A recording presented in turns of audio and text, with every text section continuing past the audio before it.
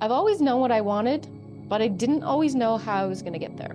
But so far, I've always gotten to where I wanted to be. In the places that I've yet to get to, I know they're on their way. You don't have to watch this. You only have to listen. For the people who say they've never known what they wanted, then maybe they just didn't know how to get what they wanted. Because to get something you want requires persistence. So what do I say to the people who are not where they want to be? Is it because they don't have the persistence and the drive? Or is it because they don't believe that they're capable enough to have the persistence and the drive? The opposite of persistence and drive, in my opinion, is procrastination and distraction. And trust me, I have both of those things too. Except I use both of those things to my advantage. Let me explain. Listen closely, because what I'm about to tell you is something that no one else is going to tell you. If you've listened to most, if not all of my videos, you'll know that my main focus of teaching is acceptance and non-judgment. When you're procrastinating and judging your procrastination, then you're for sure not going to get what you want. When I'm in a mode of procrastination, I don't call it that. I look at it as I am prioritizing something else. Because if you're a creative, expansive, divergent thinker like I am, you have to allow for the divergence of procrastination. What lives in that place are the keys to getting you what you want. When you're distracted by something, you need to go with the distraction and allow the distraction for a moment, because that's how you allow yourself to stay in the moment. And then watch as you bring yourself back. Another key lesson that I teach is the practice of mindfulness and being the watcher. Watching your distraction, watching yourself as you become distracted, and then watching yourself bring yourself back. Watching yourself as you procrastinate, and watching what is born from that place of prioritizing something else for a moment, and then bringing yourself back. Right now, you're not watching me with your eyes. You're watching how the words that I am speaking are either making sense to you or they're not. And by this point in the video, if what I'm saying isn't hitting a chord with you yet, then you might not be ready to escape the judgment of your own mind. You see, we all have an ego, and that ego will tell us we're lazy when we're procrastinating. That ego will tell us we're never going to accomplish anything when we keep getting distracted. And that voice becomes self-fulfilling in a way, because when you procrastinate and get distracted from your goals, you say, see, we can't do it. We're never going to succeed. We might as well just give up. What I want you to see is how that voice is the voice of the saboteur.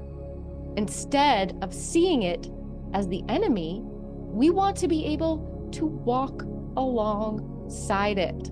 There's always going to be a voice in your head that tells you you're not doing enough. You might as well just give up right now and forget about doing anything more in this life, because you don't have what it takes. I've always been the underdog. I've always been the one with the least amount of resources to be successful as a creative person, but I never gave up.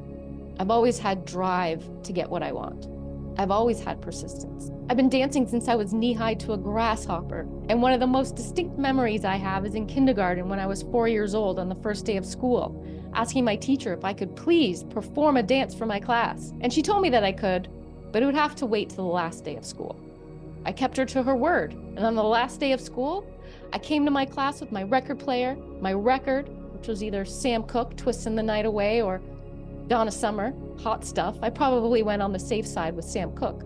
The point is that my passion has always been my purpose. So long as I am acting from purpose and conviction, I will always reach the point of getting what I want. If you're listening and you're questioning whether or not you're a creative person, then this is the answer you'll need to source. The reason why you're not getting what you want in life, and the reason why you don't think you can get what you want in life, is because you don't think you're a creative person. You need to expand your mind on what you deem to be creative. Are you a good problem solver? Then you're creative. Are you clever? Then you're creative. Can you build things with your hands? Then you're creative. Remember, to get what you want means you have to be able to create it. If you believe in God, then you know that God is the ultimate creator. If you understand that God is an energy of pure light, then you know that you are God. And if you are God, then you are also a creator. God did not put humans on this earth to end creation. Humans are here to further the creation of their own existence. Humans are here to create their own reality. You are the creator of your own reality. And what is the first step to creating your reality? Your thoughts. Your thoughts about why you're not getting what you want, and your thoughts about not having the motivation and drive to get what you want. Henry Ford said, whether you think you can or you think you can't, you are right. It all begins with your thoughts. Are you listening to my words? Or are you listening to your thoughts? Your thoughts have been creating your reality, and so if you want a different one, you'll need to start thinking different thoughts. And first, you'll have to start thinking different thoughts about yourself. Oh, I hear you saying, but it's so hard. And so what? So what is it that you really want then? Something that's easy? If you think that it's hard, then the energy you're bringing to what you want has no chance to become anything at all. In order to get the things you want means you're going to have to do the things you don't want to do. Now, as someone who has a lot of light to shine, means that I also have a lot of darkness to face. You're going to have to endure dark times and dark periods. You're going to have to operate from the mindset that those periods of time are necessary. But you also have to operate from the frame of mind that those are not permanent states. You have to be okay with staying in them longer than you want to, and you also have to know when you've overstayed your time there. I've never spent time in a victim mindset, at least not long enough to make me a victim. The victim mindset will put you into the reality of being a victim. Now, let's continue on how you create your reality so you can have what it is you want. From the place of wanting something, you have to be okay with wanting something. You can't tell yourself that it's selfish and narcissistic to want something. To want something that is for the greater good of yourself and for humanity is how you embrace the healthy side of your ego. Yes, that part of you exists. Once you have a sense of what you want, then you have to embrace the feeling that will bring. You have to be in that feeling state for it to happen. The feeling state is hope, gratitude, joy, love, acceptance, or even just neutrality. Just being neutral about it is better than shaming yourself for wanting. Shaming and guilting yourself for wanting will result in nothing. Whatever it is you want must be from a place of neutrality. When you are neutral about something, you allow yourself to be creative about it. You let go of rigid expectations of how you're going to get whatever it is you want. You allow for the natural creation of your reality to shape from a single want or desire. Now remember, you cannot want something from a desperate place because that will only make for a desperate energy, and what you want is not achieved from a place of desperation. Aim for neutral at best. Aim for, I am not attached to the outcome as much as I am committed to the process. Now ask yourself, what are you committed to do? What are you committed to sacrifice? What are you not committed to lose or give up? You will reveal your obstacles very easily when you discover the things you are not willing to give up. If you've been listening, you will take away the words, procrastination is prioritization.